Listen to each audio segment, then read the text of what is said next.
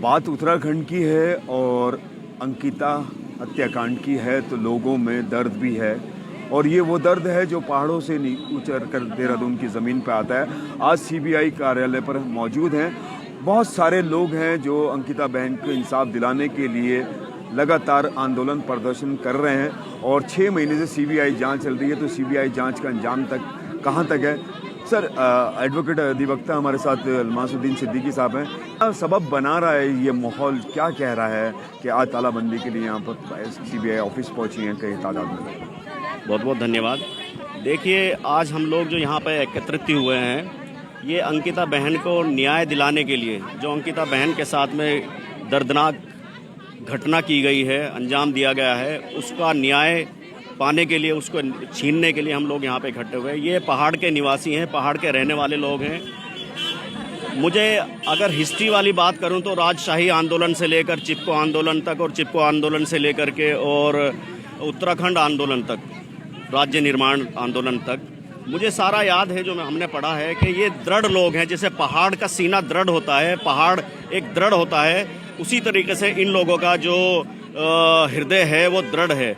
ये जो निश्चय कर लेते हैं, मैंने देखा है, आज तक के हिस्ट्री में भी पढ़ा है, वो लेकर के रहते हैं। वो वीआईपी कौन है, वो बीजेपी का या किसी भी उसका दल का कौन है, जिसको बचाने की पूरी कोशिश उत्तराखंड सरकार कर रही है, उसको जो है उसका चेहरा बेनकाब करने के लिए आज हम लोग जो है सीबीआई दफ्तर पर तालेबंदी करने के लिए आए हैं। और ये महिलाएं आप जो देख रहे हैं, मैंने इनको उत्तराखंड आंदोलन में भी देखा है, मुझे बहुत अच्छे से याद है। 94 के बाद में जो देखा है, ये छोटे छोटे बच्चों को लेकर के, जो गोद में लेकर के वहाँ पर स्वेटर बुनती थी, कोई जो है अपने कामों को छोड़ करके आती थी, कोई खेतों का काम छोड़ करके आती थी, कोई अपने पतियों को उनको घर पर अकेला छोड़ करके, बीमार लोगों को छोड़ करके यहाँ पर उत्तराखंड आंदोलन में शामिल होने आती थी।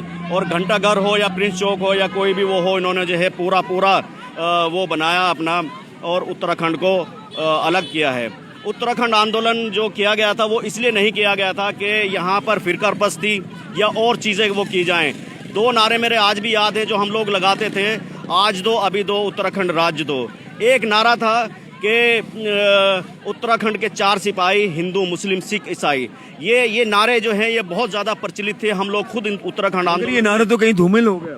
ये जो लोग हैं, जो फिरकाप्रस्त लोग हैं, इन्होंने जो है आकर के इस माहौल को ख़राब कर दिया। जो चिल्लाते रहते हैं, वो कभी किसी मामले में चिल्लाते हैं, वो किसी दूसरे मामलों में चिल्लाते हैं। और वो उन लोगों से मैं कहना चाहता हूं कि जो चिल्लाहट आपकी है, अंकिता बहन के लिए भी चिल्लाहट है आपके उसमें, आपके अंदर वो उत्तराखंड के जो बुनियादी समस्याएं हैं यहाँ पर, उनके लिए भी चिल्लाहट हुई है, या सिर्फ एक ही हिंदू मुस्लिम वाला ही मामला आपकी चिल्लाहट में है, जहाँ पैसों का सेटिंग गेटिंग होती होगी, सिर्फ वही चिल्लाहट है? अरे आइए और यहाँ पर जो उत्तराखंड आंदोलन में, इसमें अंकिता बहन के आंदोलन में आइए और इसको जो है न्याय दिलाने के लिए तत्पर आइए।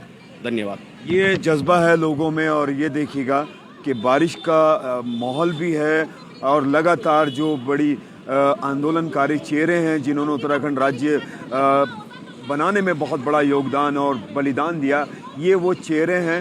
तो यहाँ पर उनसे बात करने की कोशिश करेंगे।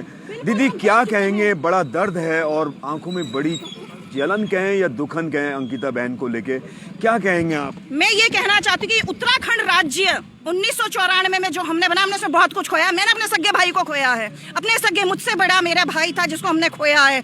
इतना बड़ा बलिदान जो हमने इसे दिया है, और हम लोग इस दर्द से आज तक भी उभर नहीं पाए और शायद जिंदगी में कभी उभर भी नहीं पाएंगे। लेकिन हमें ये लगता था कि हमारा प्रदेश जो है वो आगे आएगा। कोई बात नहीं, मैंने अपने आप को गौरवान्वित फील किया कि चलो मेरे भाई इतने अच्छी चीज के लिए पैदा हुआ, अपना एक प्रदेश बना गया। अगर वो योगदान उसने दिया है और हमारे घर में एक ऐसा बेटा हुआ, तो हमें बहुत गौरव उसके लिए है और हमेशा हम गौरवान्वित फील करेंगे। बट जो अंकिता भंडारी के साथ जब ये हादसा हुआ था, और उस समय जब हमारी नींद जागी थी, नींद हमारी यहीं से जागी थी, क्योंकि उससे पहले हमें ये लग रहा था कि सब कुछ ठीक ठाक चल रहा है। और जिस तरह से वीआईपी और इनकी खुद की पार्टी का होने के बावजूद इन्होंने इस तरह से लिपापोती की, तो मैं तो मेरी आंखों से तो खून के आंसू आते हैं कि क्या ये प्रदेश हमने इसलिए बनाया था, बेटी बचाओ, और फिर उन्हीं बेटियों को आप इस तरह से इस्तेमाल करने की बात करते हो। और सबसे बड़ी बात ये, पार्टीवाद की वजह से धर्म, पहले उन्होंने जातिवाद फैलाया, धर्मवाद फैलाया, हिंदू मुस्लिम ये सब, और अब पार्टीवाद। हाँ, आप अपनी पार्टी को बचाने के अपराधी होता है, आप उसको बचाने के चक्कर में कि सिर्फ आपकी पार्टी का है। अरे यार, ये कितनी गलत बात है। दोषी सजा के हकदार होते हैं, वरना ये सीबीआई और किस लिए बना रखी है, ये किसकी जांच के लिए है, एलआईयू किसकी जांच के लिए है? एक आम आदमियों के लिए। हाँ, जो लोग वो होते ईमानदार होते, ईमानदार अधिकारी होते। अगर अभी एक अधिकारी हमारे साथ खड़ा हो जाए ना सीबीआई से, आज ही उसको जेल में डाल दिया जाएगा, उसके ऊपर 10 केस लगा दिए जाएंगे।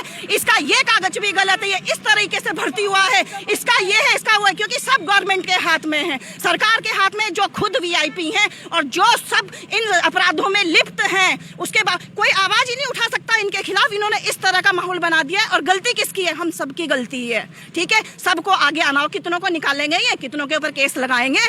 आओ ना बाहर। और एक दो की कुर्बानी चली भी गई तो क्या हो गया? इस देश को बनाने के लिए अगर इतिहास देखिए, आजकल लाखों करोड़ों लोगों ने इसके लिए कुर्बानी दी है, इसलिए आज हम सेफ रह रहे हैं। और सीमा पे आज हमारे बॉर्डर पे आज भी डेली बहुत लोग अपनी जान कुर्बान करते हैं, हमारे सिपाही, ताकि हम यहाँ सुरक्षित रहें, अपने परिवार से दूर रह के। तो कभी उनका दर्द भी देखिए, ठीक है? लेकिन मैं क्या चाहता हूँ, मैं सुरक्षित रहूँ, दूसरा चला जाए। मुझे सिर्फ अपनी सुरक्षा से और मुझे अपनी सेफ्टी से और अपने आराम से मुझे सिर्फ मतलब है। मुझे दूसरों से, अपने देश से, अपने प्रदेश से कुछ लेना देना नहीं है। लेकिन हर कोई एक जैसा भी नहीं होता है, हर कोई एक जैसा नहीं है। जितने लोग यहाँ आए हैं वो सब वही हैं जो अपने प्रदेश से प्यार करते हैं, क्योंकि हमने अपना खून देकर इस प्रदेश को बनाया है। और मैं तो जब तक अंकिता भंडारी को न्याय नहीं मिलता, मैं हर जगह जाऊंगी, जो भी उसका मुद्दा उठाएगा। मुझे किसी पार्टी से मतलब नहीं है, मुझे किसी से मतलब नहीं है। जहाँ 4 लोग इकट्ठा होंगे और अंकिता भंडारी के न्याय मांगेंगे तो आपको मैं जरूर मिलूंगी।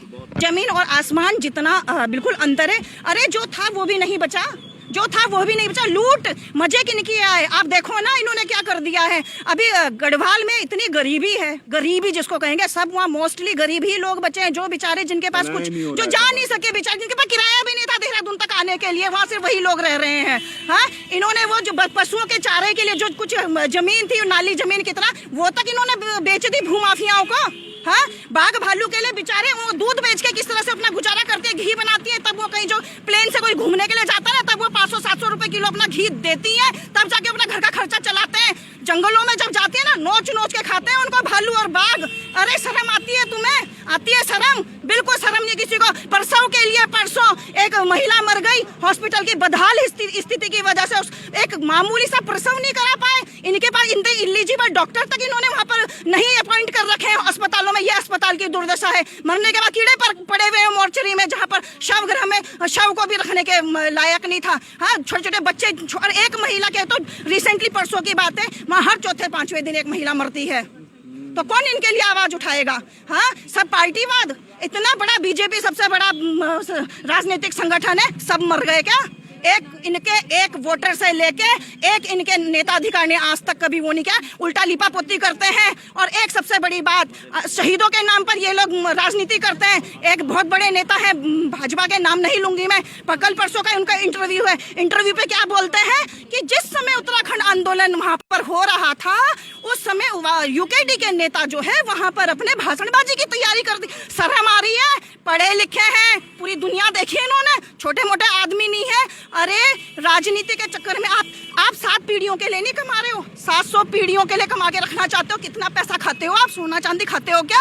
जनता के बारे में नहीं आप देख रहे हो? आज जनता कहाँ से कहाँ पहुंच गई है। हाँ, आंदोलन। और वो तो जिन्होंने ये सच में युद्ध लड़ा है, जो सच में लड़े हैं, वो बेचारे तो कभी बोलते भी नहीं है। मेरे कम से कम 50 रिश्तेदार में गिना दूंगी, किसी की पैर नहीं है, किसी का हाथ नहीं है, जिनको गोलियां लगी हैं। उन्होंने आज तक कभी भी इस राज्य का जो है राजनीतिक फायदा उठाने की कोशिश नहीं करी है। किसी एक यही धर्मपुर में कितने लोग हैं बेड रीडिंग है, वो खड़े नहीं हो सकते हैं बेड से, ऐसी उनकी दुर्दशा है। आज तक वो कभी राजनीति में नहीं है। राजनीति का फायदा वो उठा रहे हैं जो 1-1 लाख से ज्यादा सिर्फ पेंशन लेते हैं सरकारी। और आप आंदोलन की बात कर रहे हो? कितनी खरोंचें आई आपको, कितनी गोलियां खाई आपने? एक खरोंच आपको नहीं आई है, और आप आंदोलनकारियों के बारे में ऐसी बात करते हो? बताना जरा मुझे, कितने हाथ पैरों में आपके गोलियां लगी जिस समय वो उत्तराखंड का वहां पे आंदोलन हुआ था? और आप इस तरह से मजाक उड़ाते हो यहाँ के लोगों का।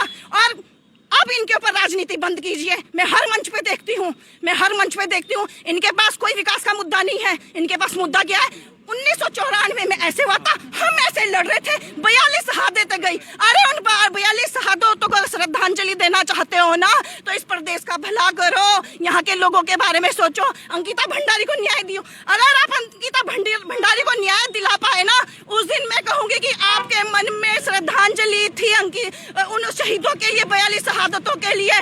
दिलाओ अंकिता भंडारी को न्याय, ठीक है? मैं अपने लिए कुछ नहीं मांग रही हूँ, मैं हम सब के लिए मांग रही हूँ, उत्तराखंडियों के लिए। मुझे न्याय चाहिए उत्तराखंड की बेटी अंकिता भंडारी के लिए। और अगर नहीं दिला सकते हो बेशर्मो, तो अपने मुंह से 42 शहादतों का नाम मत लेना, ठीक है? सहन नहीं कर पाऊंगी, मैं सहन नहीं कर पाऊंगी बिल्कुल भी। ये दर्द है, बहन की आंखों में तकलीफ है, बहुत ज़्यादा तकलीफ है। और ये तस्वीरें भी बयान कर रही है कि हम जो पहाड़ में एक बहुत बड़े बड़े सपने देखते हैं, कैसे संजोते हैं, वो दर्द इस हमारी